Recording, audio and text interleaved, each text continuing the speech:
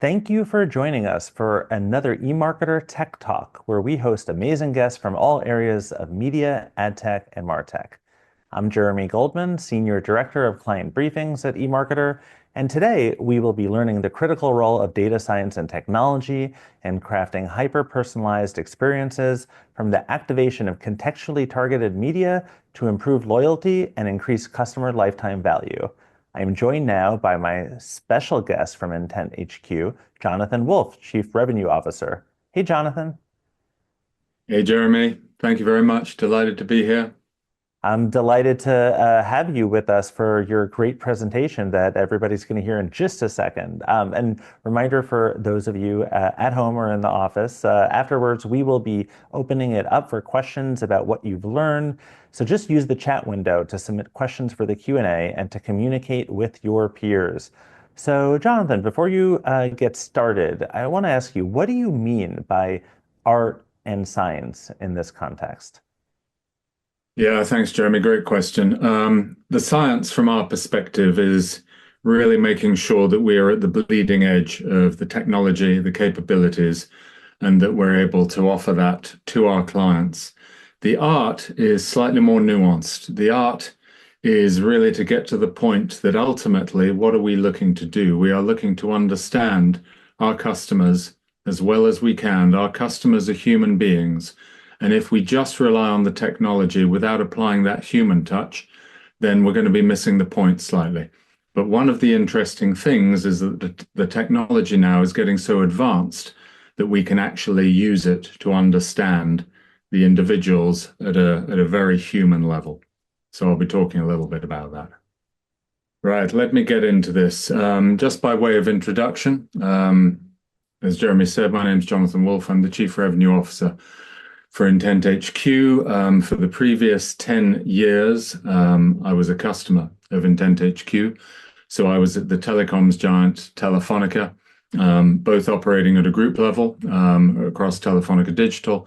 And then for the last 8 years within Telefonica UK, who are probably better known to many as O2, where I ran the personalization program, all of the customer engagement activities. We brought the very latest technologies in, including Intent HQ, to really drive personalization, which gave us a number of benefits.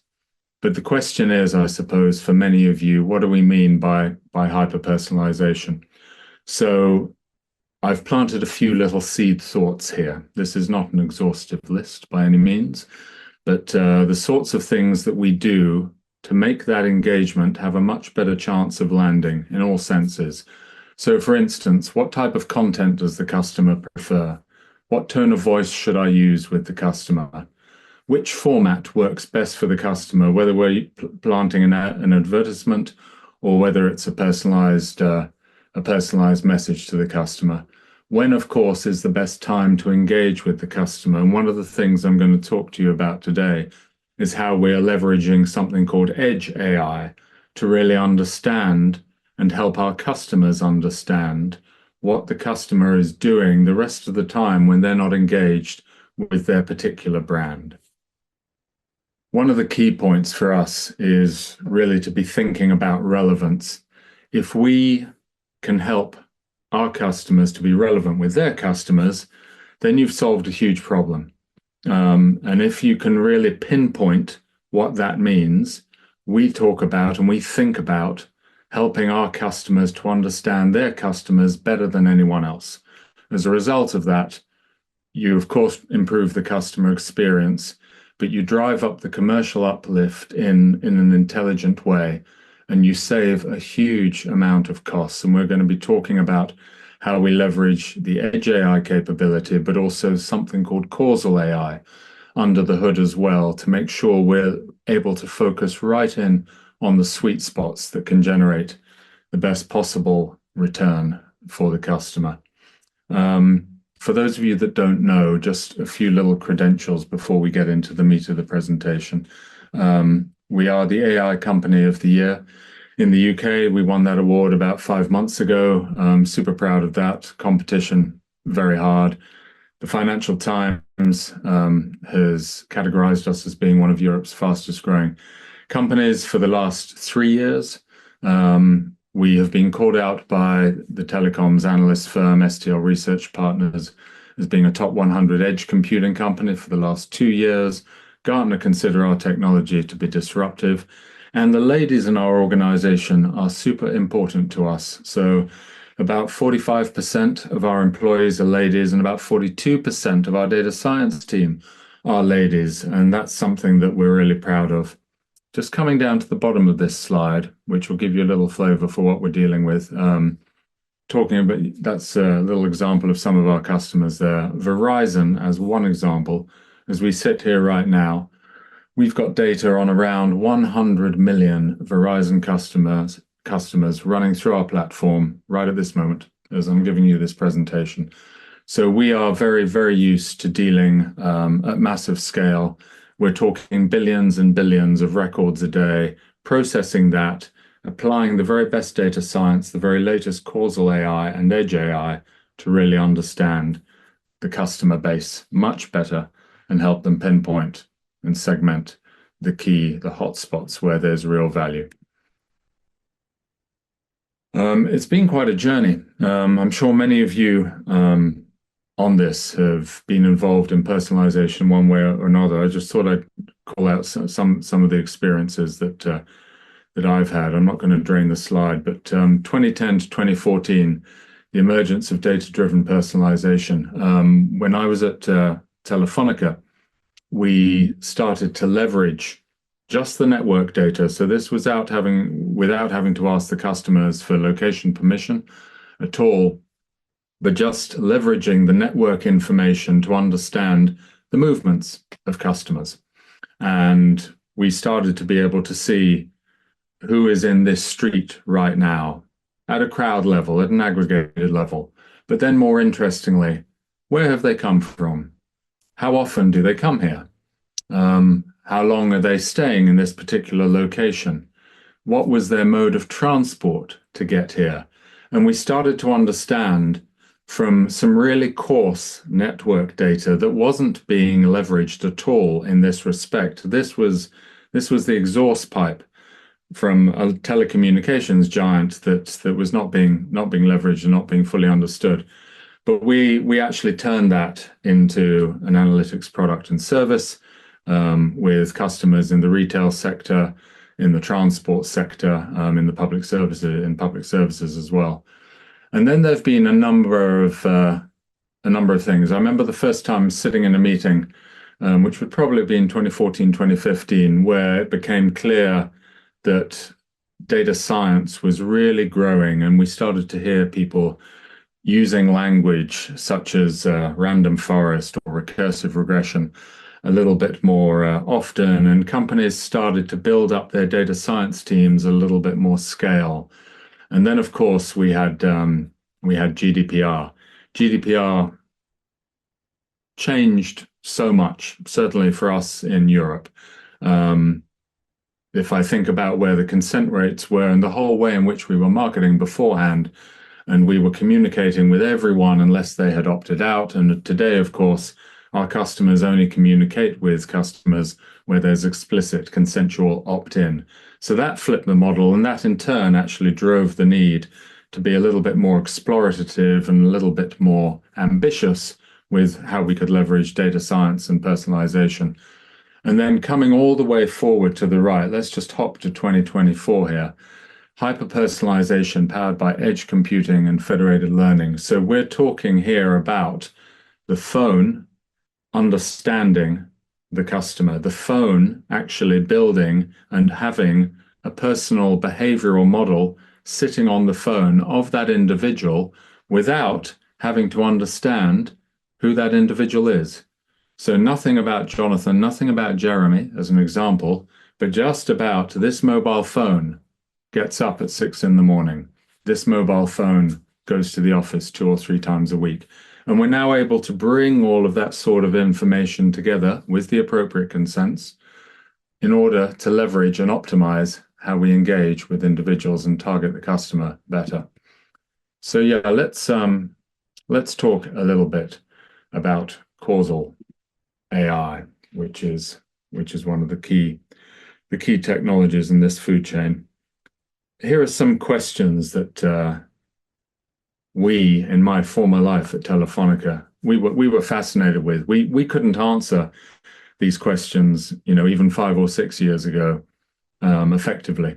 So, can you tell me who's most likely to upgrade their subscription, but only if I market to them at the right time, in the right way, and with the right tone of voice? Now, if you can't answer that question, you, of course, are going to be marketing to way more people than you need to market to. You're probably not going to be marketing to them through the right channel. You're probably not going to be sending the right message. You're probably not going to be using the right flavor, the right tone of voice, the right imagery to engage to them. Or how about, can you tell me who's going to upgrade anyhow, whether we market to them or not? So if you've got customers, naturally, they're just always going to upgrade. Some might upgrade the second the latest phone is launched. Some might upgrade 6 or 9 months later. They're not too bothered about having the very latest product at the moment of launch. But wow, if you know that that's going to be the pattern, then you can really be far more focused. Maybe market to them way less, maybe not market to them at all, because they're just going to carry on moving up the food chain. Yeah, maybe, and I'm glad that you have this slide, by the way, here, just because I was going to quickly interject, causal AI, very interesting. And of course, it's about identifying and understanding cause and effect relationships and data, but if you can talk a little bit more about how it can really help companies focus on the right audiences, that'd be great. Yeah, absolutely. Thanks, Jeremy. So in this example, and we're doing this with a couple of our large customers right now, and the results are absolutely fantastic. So if we just look at these 4 boxes here, and we've got the customers. I'll use the arrow. We've got customers who, if I market to them, it's wasted. Why is that wasted? Well, they're going to buy anyhow. And this might be from an e-commerce site, this might be a financial services product, this might be a new phone, whatever it is. This is not sector specific, but you've got your segment of customers who are going to buy something anyhow. So actually, your marketing effort to them is wasted. You've got customers who really do not want to be disturbed, and actually, if you market to them one more time, they might swipe left and they might opt out. And then you've lost a further chunk of your marketable base, which of course is a huge issue. You've got customers who, yeah, we categorize as a lost cause. Now that definition could be quite wide, but that might be customers who are just never going to respond. They could be non-responders. They could be customers who you're never going to get up the value chain. But what about this little segment here in the top right? The persuadables. Now, the persuadables. How's about if I can identify who is the group of people who will upgrade or take another product or take another service, but only if I engage with them in the right way, at the right time, through the right channel, and with the right tone of voice. And of course, talking to them about the right product, service, whatever it may be at that moment. So where we do that, we allow our customers to massively reduce their marketing whilst increasing their revenues and their profitability as well. And so we use the causal AI capability to find a much simpler way, to give our customers a much simpler way to answer the hard questions. So, and there's some examples here. Who is most likely to pivot to a non-churner if we contact them? What offer or channel is most likely to make them pivot? What would have happened if we targeted fewer people? What changes to imagery or message copy have an impact? Of the 20 creatives we've prepared, which one's most likely to resonate with the customer? And then we can start to have some real fun, and we can start using the latest state-of-the-art capability to predict the take rate for any engagement activity across any product with any customers. And we can say, right, okay, I want a really focused segment of customers that's going to give me a really positive, a really high, above average take rate? Or actually, if I wanted to fan that out and I was prepared to accept a lower conversion rate, what might that look like? What might my returns look like? What might the profitability look like? And to be able to play with this highly accurately before you actually fire the campaigns, before you fire the customer engagement.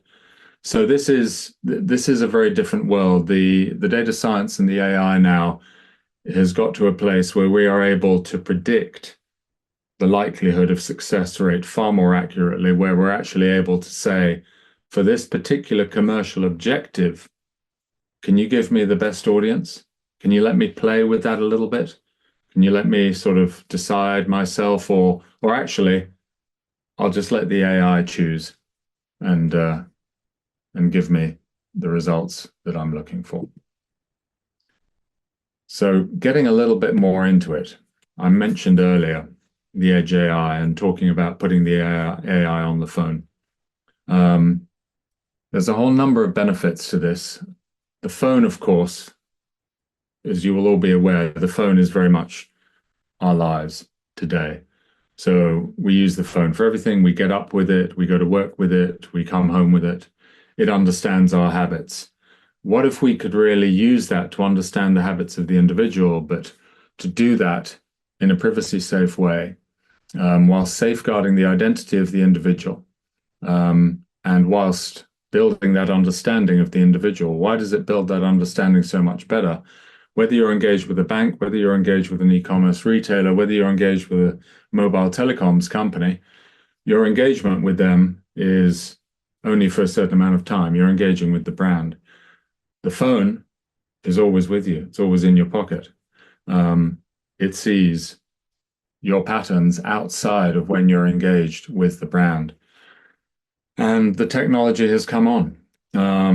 So we are now able to embed an SDK in our client's app or in their apps that, whilst using less than 1% of battery life every 24 hours, so completely non-intrusive from a power and an operational perspective of the phone, and completely unseen as far as the customer is concerned, we are able to start picking up a whole variety of additional anonymized signals. So the default mode here is that we capture the data in an anonymized fashion. So as I said earlier, nothing about myself, nothing about Jeremy, nothing about any of you who are kindly listening right now, but just about this phone is getting up on a Tuesday at 6:30 and going to work. This phone on a Thursday stays at home and goes for a run first thing. And we start to see and understand the patterns and the cycles of behavior. Mode one, the default mode, we keep this entirely anonymized. We keep it all on the phone, and none of that data, no personally identifiable information ever comes back. Mode two of operation, we enable our customers to join it up. And so any view that they have on their customers currently, we allow them to increment that, and that customer 360 that the customer has all of a sudden becomes a much more real world customer 360 as a result of what we're able to see. Some of these additional signals transform the predictive capability. Now, this is just one example. You guys will be either yourselves or working with teams in your company, in your companies, who run a whole bunch of very sophisticated models, whether they're predictive, whether they're adaptive, whether they're prescriptive, whatever they may be. What this slide is designed to illustrate is to say, picking up a whole bundle of these additional signals, just taking prediction of age as an example, here is why we get so much more accurate. Believe it or not, we have started to see very hard data proving the correlation of some of these data points with age. So the difference between myself and a Gen Z, for instance, with how often they switch their screen on and off, with their font size. We were just talking about before this show about the fact that I'm now wearing glasses for the last 3 years. Font size for the youth of today, very different from middle-aged people. A fascinating one that might surprise you or it might not surprise you, but the install and uninstall rate.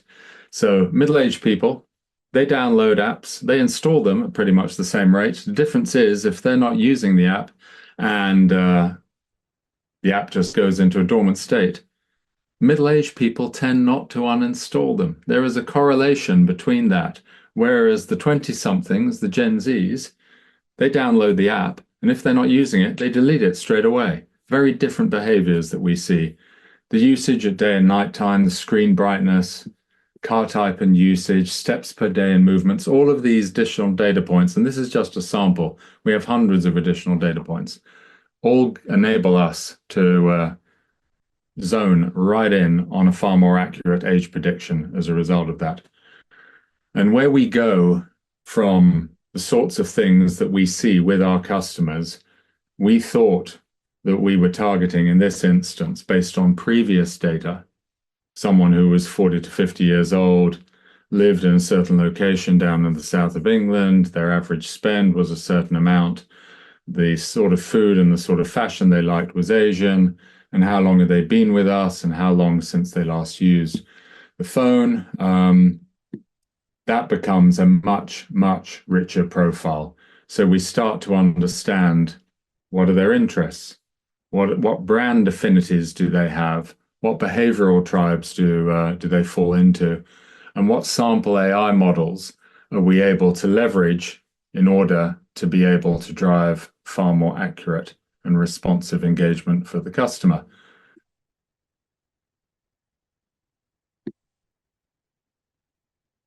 Just to give a little flavor for what we're talking about, with the Edge AI, we can now see the customer's actual journey during the day, during the week, during the month, during the year. But the AI on the phone, one of the patents that we have, allows us to optimize the moment of engagement, allows the AI on the phone to choose when is the optimal moment of engagement. Now, that optimal moment could be when I pull the phone out of my pocket and I go to take a call, or I pull the phone out of my pocket to open up an app, but I'm using the phone. At that moment in time, the phone says, oh, okay, Jonathan's now using the phone. I will trigger that message now. That happens instantly. And that happens because the AI on the phone is able to see, all right, now is a good moment. But it's also able to see the sort of daily journey that we've got illustrated on the screen here and say, okay, do I contact them when they're on the train, perhaps? Or do I not contact them when they're in the office? Or do I contact them perhaps when they're back home in the evening watching TV, but they've pulled the phone out of the pocket? We can let the AI on the phone choose that optimal moment. And where we do that, and we'll talk a little bit more about that in a second, we see some fantastic uplift with our clients purely as a result of the AI being able to choose that optimal moment to engage, which it has learnt as a result of the phone's behavior. In terms of how all of this fits in, and some of you might have seen diagrams that are similar to this sort of flavor. The Intent HQ capability, our core capability, sits very much in the middle, where we have a set of proprietary and patented technologies. But what we also have sitting here is the AI on the phone, in our case, the Edge AI that I've just been talking about. We take all of those signals in to our world in Intent HQ. Our customers do not have to change their existing marketing or advertising or sales and service setup. You can think of this as being a real catalyst, a fuel injection system to enhance the quality, the accuracy of the audiences massively. So the customers that we work with, they don't change their campaign management systems, they don't change their CDP, whatever platform they're using to actually activate to the customer. But all of a sudden, they're getting far more pinpoint audiences that are producing far higher conversion for them. Now, it wouldn't be appropriate to go through this sort of presentation without talking a little bit about something that's right at the heart of what we do. and has to be at the heart of what we do. Um, Privacy, I touched on GDPR right at the top of the presentation, and GDPR is not alone. There's plenty of other legislation that's come through. But one thing that we've seen, and we are engaged with customers all over the world, we see very similar fundamentals to much of what was written about in GDPR. And so for that reason, we have to make sure that our customers are able to process the data completely safely and securely. So we apply a number of techniques, privacy enhancing capabilities, to make sure that we can totally mitigate the chances of any re-identification of the individual. Now, at no point in our world do we have any PII in any of our systems. We are processing vectorized representations of the customer throughout, but we also apply a number of techniques, and we don't apply any of these techniques in isolation. We apply the layering techniques. So we might use, for instance, temporal and spatial aggregation, as well as noise injection, the addition of random noise, which we're able to do to the source data without the reduction of the quality of signal at all. We might use differentially private representations as well. And of course, edge computing itself, which for the customers that we have that are using edge computing, there is nothing on from a personal information perspective on the device whatsoever. If I can jump in, I love that you're talking about privacy. I think one of the most important things probably to your clients and prospects in your conversations. But I think probably another one of the really big ones is customer engagement and conversion rates, right? So maybe you can share some examples about, okay, read my mind. Great. Thank you very much. Perfect segue, Jeremy. Yeah, so where does all this get us to? Well, it gets we're all in a super competitive world, whichever company you're working for, I'm sure is having to compete and having to be really smart about their engagement. The results that you see here, this is with one of India's largest financial services conglomerates. I referenced this slightly earlier in the presentation. And this is purely using the AI on the phone to pick the optimal moment for engagement. There's a whole set of other capabilities that we could also use, but this one just in isolation. This uplift was driven by optimal moment of engagement, and this was a mutual fund product. 9 times click-through performance as one example there. So that was fascinating. We've got other examples as well where we've been able to see a huge increase in the numbers of monthly active users as well. But when our customers see this sort of initial improvement in conversion, yeah, that tends to outstrip what they've been able to achieve elsewhere. So maybe one other question I was very curious about here as I'm looking at this is just how can an AI model align with or just influence brand's messaging and just make sure that personalization is done in a meaningful way, right? I think that's probably a question that you get asked often. Yeah, no, absolutely. We know one of the things we often do with our clients, we allow them to fulfill the commercial targets by really understanding their customer base so much better and segmenting that with the benefit of all of these additional data points and these additional insights that we're able to provide at a human level. So therefore, yeah, consider if we wanted to sell an Apple Watch or if we wanted to upgrade a customer,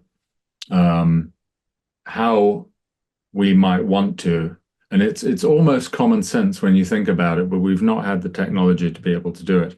If I'm into active sports and I'm running 3, 4, 5 times a week and I'm out on my mountain bike at weekends and we are able to identify with our customers, okay, it's a telecoms customer, let's say. We want to sell, identify the audiences who we can sell an Apple Watch to. Let us engage with those individuals contextually. So that means not just the right message at the right time through the optimal channel, but how can we optimize the imagery? How can we optimize the text so that it is most likely to resonate with the customer? Equally, if we had a customer who is into high-end fashion, we might position not just a very different product, but we might position that message on that very different product in a very different way, with imagery that is going to resonate, with scripting that is going to resonate as well.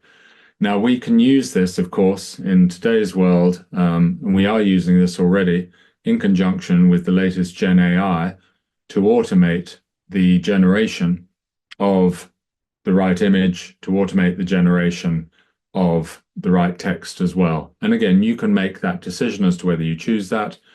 But when you're doing this at massive scale, so when you're dealing with customers who've got anything from 20 to north of 100 million customers, and you want to be optimizing all of the marketing and campaigning activity across that, to be able to automate this, not just to find the optimal audience and to understand what is the likely uptake going to be, but then the final cherry on the cake, being able to give them that message in the right way with the right imagery. That is where we start to see the uplift. And again, this sort of thing, I remember talking about this a few years ago, but back then it was, well, number one, we didn't have all the tools and the capability to be able to do this. We couldn't get such a good understanding. But number two, where we could say, oh, they're into sports. Yes, they're into tennis. Let's maybe message them this way. Let's use that image. That had to be pretty manually set up. There was a lot of work for people to tag the various systems in the content asset library and be able to tie that together with messages. We don't need to do that anymore. We can automate so much of this now and generate the great uplift and the great results. One of the things, just a final note to finish on, and again with another large customer of ours, the sorts of uplift that we see across a variety of different audiences. Telecoms customers, as many of you will be aware, for a long time have been looking for substantial and significant alternatives to the traditional revenue sources. So beyond just selling phones, beyond just selling airtime, looking at selling all of the adjacent services, many of our telecoms customers have also moved heavily into financial services products as well. The sorts of audiences that we're able to generate, whether it's for content, whether it's for additional perks and rewards, partner audiences as well, which is a huge part of what we do. We see in this particular example, these 10 behavioral audiences alone generating an incremental $20 million in annual subscription services revenue, as one example.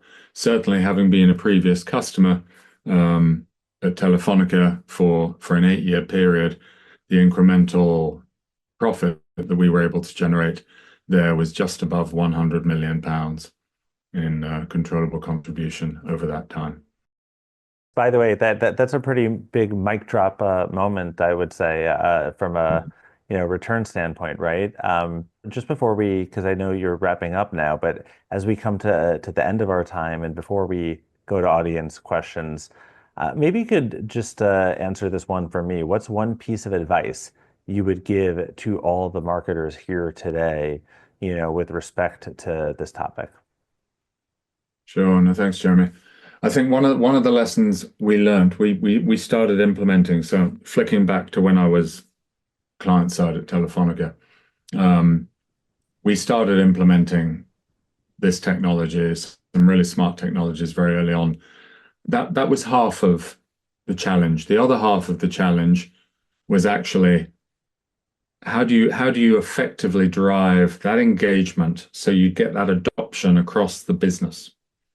whether it's a retailer, whether it's a financial services company, whether it's a telecoms company, as it was in our case, how do you actually get to the place?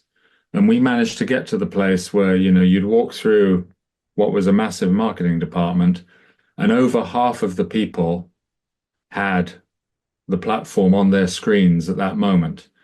Now that didn't happen just like that. We had to put a ton of effort into making sure that we had not just the commercial teams and the marketing teams and the data and analytics teams on side, but the legal teams as well, the senior management in other parts of the business. I often use the analogy. I say to people, it's much easier to surf the wave than to make the wave. And we actually had a number of people in my team whose job was purely to drive business adoption. So their Monday to Friday job, whether it was in the channels, whether it was in the stores, whether it was with the online digital team, whether it was with the campaign management teams, of course, the customer value management teams, we were never assumptive that, okay, we've got this great tech, people are just going to start using it. So we were also proactive, very proactive with our engagement to get that roll out across the business. And we weren't, we didn't learn that from day one. We learned that from probably about day 500, if I'm honest. But then from day 500 onwards, that transformed the uplift we were able to get. Well, that's a nice, humble approach. Jonathan, thank you so much for sharing these great insights. Learned a lot here, but I know we're going to probably learn quite a bit in some of these audience questions as well, including, I think, a few that might even put you on the hot seat, but I know you're up to it. So, yeah, this is a pretty good one to start with, I think. This emerging tech that you offer, but just overall with the space and ongoing innovation might seem at odds with the simultaneous tightening of ethical data and compliance regulations in just about every market that marketers are operating in. So, is this the case?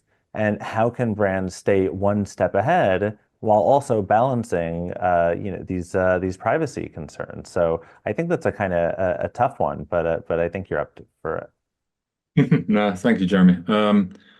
This is not, yeah, no, great question. This is definitely not a solved problem. But what it does do, and where we've seen evidence, is that customers, the phrase value exchange, which is not one of my favorite phrases, I'll be honest, but where you are offering a genuine value exchange, the customers will consent if you approach in the right way. So let me give a specific example. Let's talk about a former company that I work with, Telefonica O2. They have an app called O2 Priority. And what's O2 Priority give me? Well, as I arrived at the office yesterday morning, it let me know about a free coffee that was nearby, literally free. 2 mornings before that, it let me know that I could pick up some breakfast free at another restaurant, another partner company. In order to pick up these free offers, O2, of course, the marketing team, they pay a certain amount of money annually for these offers to be made available. But from a customer perspective, this is free stuff. And we ran a load of focus groups, and the customers will opt in and consent because it's actual hard free stuff. Now, this comes out of an annual marketing budget, and it's big money, but it's not big money relative to the size of the annual P&L. It's actually a pretty small amount. So if you can construct the engagement, and it might be early access to Taylor Swift concerts, it might be free coffees, free bacon rolls, whatever it is, but not just offering the customers a chance to enter some sort of prize draw, but actually giving them something free that you're paying for out of your marketing budget as a business. You can really make great strides into protecting your consent rates. So yeah, that's been my lesson, is actually, offer something, give some value back in exchange to the customer. Yeah, I think that it makes sense, and that's something that we're seeing as well with all of the data that we're collecting on this very topic. I think we actually had another question, which is thinking about the implications, let's say, for various industries. How can you, based off of your experience working with clients, is the approach that you've gone to market with, does it extend to work better naturally with some industries versus others? I'm thinking, I don't know, retail or CPG versus some of the examples that you put up there. Yeah, I know. So retail, we're working with a couple of very large retailers right now. Fundamentally, the same principles apply. So number one, that we can use the latest technologies today to build a much better understanding of customers' behaviors, habits, as we've talked about, that real understanding of what the customer is doing when they're not engaged with the brand. So pick any big retailer as an example. And, whether it's a fashion retailer or whether it's where you get your weekly groceries from. And, they can see my shopping basket, they can see your shopping basket every week. If you've got some sort of loyalty or rewards card, let's assume for the sake of argument you do. And they can see that, you have a healthy diet or you don't have such a healthy diet, or from what you're buying, they can infer that you have a family or you're single or that you've got pets. They can see all of that. So they can build up, a good set of understanding about the customers. They are still blind to what the customer is doing the rest of the time. So it's great that they've got all that information on the weekly shop, and it's great that they can build up all of that analysis. But they are still pretty blind as to what the customer actually gets up to. Does the customer, what are the customer's travel habits? Do they travel abroad? And how do they travel abroad? With what frequency? Are they highly active individuals, or are they couch potatoes? Are they, whatever the habits may be, do they go and visit art galleries? What other apps do they have on their phone? We can see that. We do not see the in-app usage, by the way, but we see the footprint of the installed apps. All of these things can give us additional signals. Then you can take that information and leverage that to understand your customers better, and then apply the same principle and not market to the ones too much who you don't need to market to, because actually that'll put them off, but really focus on the sweet spots, on So I where think, there's gold. yeah, no, this is that's a great answer. There's actually people are really trying to stump you today, but we had one came live during the Edge AI section. How would what you were presenting play with firmographics, which is one of my favorite words, the set of characteristics describing companies instead of demographics? So have you thought about either expanding into that, or are you doing anything in that place to a little bit more help people target, let's say companies more so than discrete customers? Yeah, no, the same principles apply. And yeah, great question. We've primarily we have targeted, we're a B2C play. So most of our customers are consumers, but where that differs is because we can build up such an accurate profile, for instance, of customers who like particular brands. We can then, there's a huge data monetization play that we've been running, successfully for years. So one of the things that we actually have live in Spain with Orange is where we take the anonymized Orange customer data, but we marry that with financial payment and transaction data. And then the Orange B2B team go out and they sell those insights in Spain to all sectors. So whether it's health insurance, whether it's fashion, whether it's retail, whether it's travel, whatever it may be, what does it give those sectors? It gives the brands within those sectors much better visibility of how they are performing against other brands within the same sector, whether it's by geography, whether it's by income stream, whether it's by product value, whatever it may be. So yeah, the data monetization play is very strong for us, and we did some segmentation as well in my previous life at Telefonica, where we did use this same capability to construct audiences based around the different business profiles for the small and medium-sized enterprises as well. Even the fact that you're thinking along the lines of not just targeting customers, but building basically another line of business for some customers.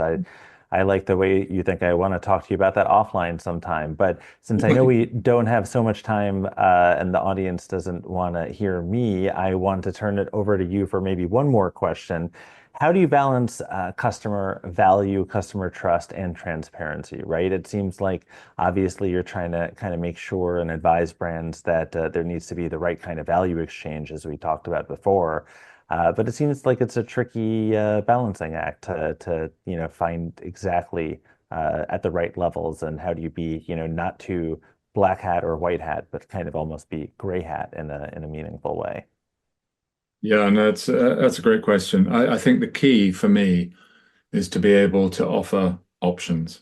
So we've talked about the privacy enhancing set of technologies that we have, but equally in our world with Edge AI, we've talked about how we build up that personal behavioral model on the customer without identifying who they are as an individual. So nothing about Jeremy or Jonathan, just about this mobile phone is. And then we infer a whole set of very detailed behavior and understanding about them. That is that is really key because we can actually say to our customers, we can be completely transparent and say we are not identifying the individual, but we still have a mechanic for you to be able to target. You don't know that it's Jeremy or Jonathan, but you're still able to target that same individual. You're targeting the mobile phone that, in my case, maybe gets up at 6 o'clock in the morning and goes for a run. You don't know it's Jonathan, but you know it's this guy. You know it's the guy who goes to work in a physical office 3 times a week, who has these particular interests, etc. You're still targeting that, and you can still build up all of that information without saying, oh, here's his email address, here's his phone number, etc. Or if they don't want to do it that way, we can bring all of that data together. But the key thing is to be able to offer options and say to our customers, look, it's a competitive world. Let us show you at least some of the very latest technological advances, and you choose. You choose how you would like to do this. Do you want to be able to trigger, what we call blind personalization? So still triggering the messages contextually, but without understanding it's the individual, or do you want to be able to join that up? And that, coming back to the trust and transparency piece, that gives you, that's a beautiful thing, because if you're asking customers for location, and you can say to them, okay, give us your location permission, but actually we're never going to know it is you, Jeremy. We're never going to know it's you, Jonathan. We're just going to know it's the location of this particular phone at the time. We don't have the phone's number. We don't have any of that. Are you happy to consent? Are you happy to opt in? And it'll be a different answer for every company, but the key thing is between that on the edge side with the core privacy enhancing capabilities that we have within the central system, be able to offer the customer options and let them select which one or which combinations they are most comfortable with. Well, so I know we covered a lot of ground, Jonathan. So first off, I just want to thank you again for this great content and answering all the questions from our audience. We really appreciate it. Great. No, thank you very much. Thank you very much for the opportunity. It's been a And pleasure. oh yeah, no, sorry to cut you off. I just want to make sure that we get our audience, to hear some really important announcements and things that we've got going on. If you like this webinar, and I want to tell you about some of our other great things going on eMarketer's media channels. You can just visit eMarketer.com to register for upcoming live analyst and tech talk webinars and sign up for our newsletters. And don't forget to tune in to Behind the Numbers, eMarketer's daily podcast. which you can find anywhere you listen to podcasts. And keep an eye on your email for the link to today's playback. And of course, feel free to contact us if you have any other questions. We'll see you soon.